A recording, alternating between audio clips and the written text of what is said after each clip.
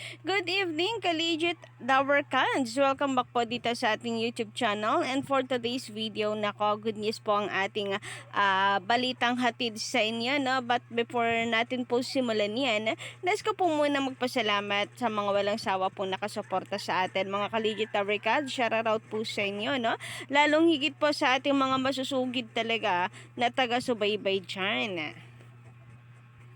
And para naman sa mga bago lang dito sa ating channel, maaari po ninyong pindutin ang subscribe button and notification bell para kayo maging updated at mauna sa mga nilalabas po nating balita hinggil po sa TVJ and Legit Adawarkans. Nasa baba lang po yan mga kapatid.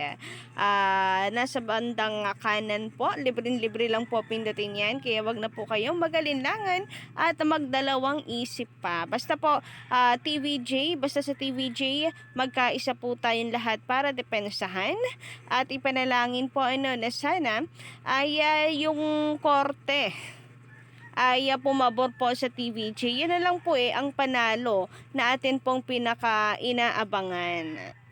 Anyway, i-highlight po muna natin mga kapatid itong kaya Mayor Jose kanina, no, napakabait nga naman talaga. Hindi lang sa mga seniors, pati po talaga sa mga bata, no. So, another pogi points na naman po ito para sa image ni Mayor Jose. Although hindi niya to ginagawa because dahil kailangan sa TV show, but kilala naman po natin ang Legit Dawarkans. So, natural naman po ang kabutihan na kanilang ipinapakita po dito, hindi po plastic. Kagaya ng iba dyan na for publicity lang ang lahat ng magandang ipinapakita. Yung tipong may hidden agenda. Wala tayong binanggit na pangalan. So, tamaan na lamang po ang sapul. Samantala, pag-usapan naman natin mga kapatid, ito pong patungkol sa komento ni Miss Fallen Angel. Shoutout po sa inyo, no? Magandang gabi.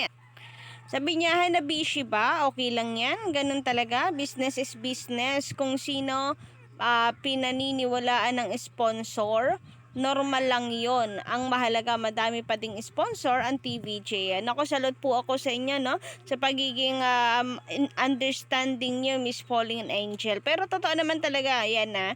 You speaking of business, kapag businessman ka, parati kang sumusugal. And speaking of advertisers ng TVJ, totoo rin po yan na ang importante ay marami pa ding sponsors ng TVJ. And of course, wish po natin mga kapatid na sana ay madagdagan pa po na madagdagan ang sponsors ng TVJ. Sabi pa dito ni Miss Fallen Angel, sulutan lang yan. Malayo natin. May magandang offer ang Tape Inc. sa sponsor. At kumagat. Pwede rin po yun, nadala po sa mabulaklak na salita. Alam nyo naman ang mga halushos. Magaling din po sila sa mga ganyang bagay, no? Saka, kasi mga ano po sila mga politiko. Anyway, sabi pa dito, sana tinitingnan ng sponsor saan malakas sa TV. Gaya ng Visayas at Mindanao, malakas sila. At ang EAT sa Metro Manila, Luzon. Parang tingin ko binibase nila sa TV viewers kung sakaling mapalakas ng TV5 ang signal sa Visayas at Mindanao. Piyak ako, taob ang fake bulagta.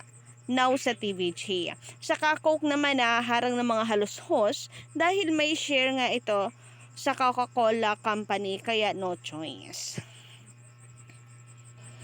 Pwede rin na ang target nga nitong Hanabishi ay ang Visayas at Mindanao dahil doon mahina ang TVJ. Pero hindi naman mahina ang TVJ, signal lang ibig ko sabihin. Mahina po ang signal ng TV5.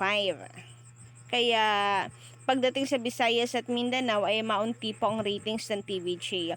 Pero yun nga, try po natin. Kapag tumaas po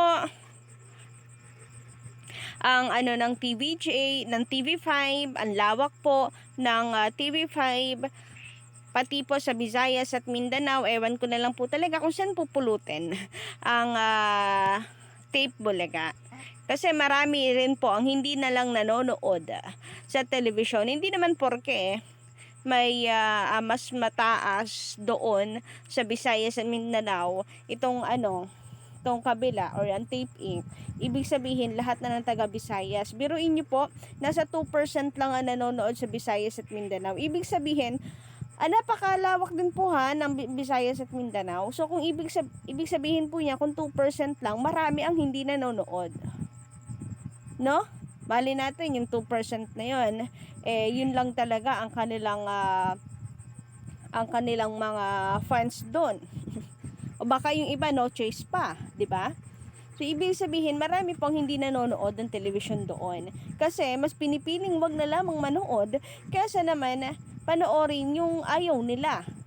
Baka yun ang dahilan kung bakit mataas ang ating online dahil nga maunti po ang may sakop ng signal.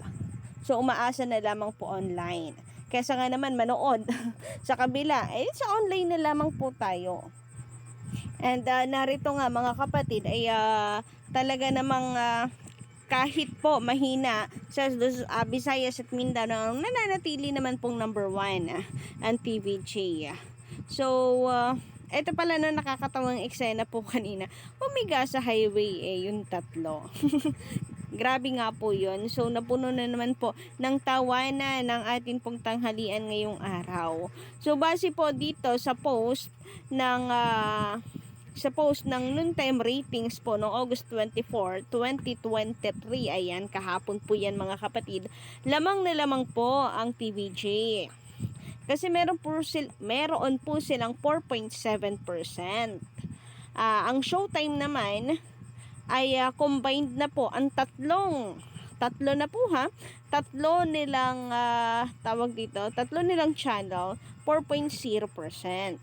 So nakulelat ang Itbulaga po ng Tape Inc. So eto tila nilangaw po sila kasi sila yung nasa pangatlo third spot, 3.7%. So ibig sabihin panalo pa rin po ang TVJ sa kanilang tatlo. And itong Itbulaga Tape ay nakokolelat pa. Ang biruin niyo no, sila may pinakamalawak na coverage pero sila yung kulelat po dito sa TV ratings. Samantala sa post naman po ng Kapuso Buzz Philippine Television Ratings. So narito po at napakaliit na naman ng E80. Ayan, napakaliit ng E80. Grabe naman yun. Niliitan ng sobra, no? Pero ganun pa man, hindi po nun mababago ang katotohanan na number 1 ang TVJ. Na nakukulelat po. Kulelat noong August 24, 2023 sa Nutam Urban po, no? Base po sa AGB Nielsen people ratings. So, nakukulelat po itong Tape EB. Yan po ang isang malaking katotohanan. Tapos, bukod pa po dyan, pati po sa online talagang nangungunat, wala pong panama. Ang Tape Itbulaga sa TVJ. So, panalo pa rin po tayo and nilalangaw na nga po ang kanilang live sa social media pati ba naman dito sa TV ratings sila po ay kulelat, nananatiling kulelat, no? Kaya mga kapatid, wag na lamang po natin pansinin ang mga nang babatiko sa TVJ and Legit the Records. Kung i-compare nyo naman, mukha lang naman silang dumarami kasi napapansin at pinupuna. Pero totoo niyan, kaunti lang naman po sila compare po sa atin, 'di ba? Kahit nga po sa mga balita sa mga articles, so lamang na lamang ang komento po ng mga Legit Lubricant. So ibig sabihin ko konti lang talaga mga bashers nito. Puwera na lang mga kapatid kung below the belt na yung kanilang binibitawang salita. Yung hindi na talaga kaya tiisin, lalo na po ng mga TVJ defenders. Kasi gano'n naman po talaga ang mga yan. Dahil nga bashers po sila, yun yung trabaho nila. Ang umana po ng butas kahit pa ang bumabad sila sa EAT. Gagawin po nila yan.